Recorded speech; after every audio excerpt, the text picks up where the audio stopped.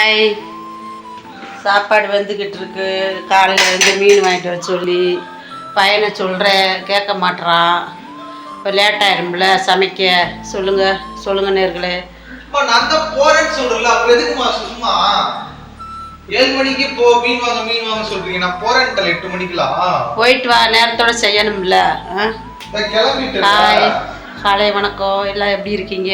நல்லா இருக்கீங்களா? வேலையெல்லாம் முடிஞ்சிச்சா? காலையில் வீட்டு வேலையெல்லாம்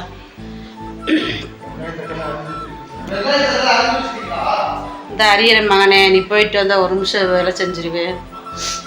நேர்களே, உங்கள் வீட்டில் இப்படி நடக்குதா சொல்லுங்கள்.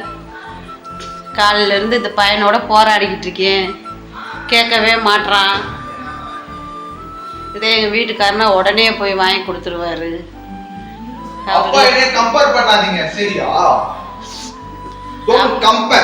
அப்பா ஒரு ஆள் தான் அம்மா பேச்சு கேட்பாரு, சரியா? நீ ஒரு வார்த்தை சொன்னால் 10 தடவை சொன்னால் கூட நீ கேட்க மாட்ற, சரியா? அதனால் இப்போ இந்த இடத்துல அப்பாவை நான் மிஸ் பண்ணுறேன். பாருங்கள் நேர்களே, சொன்னதுக்கு எப்படி பேசுகிறான்னு.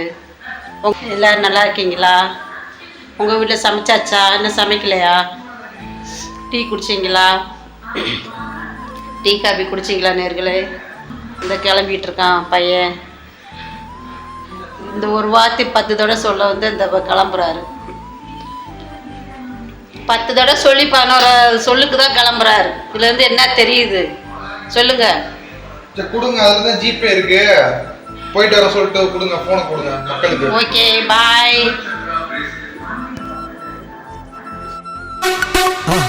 மறக்காம சர்ப்ரைஸ் பண்ணுங்க. தேங்க்யூ.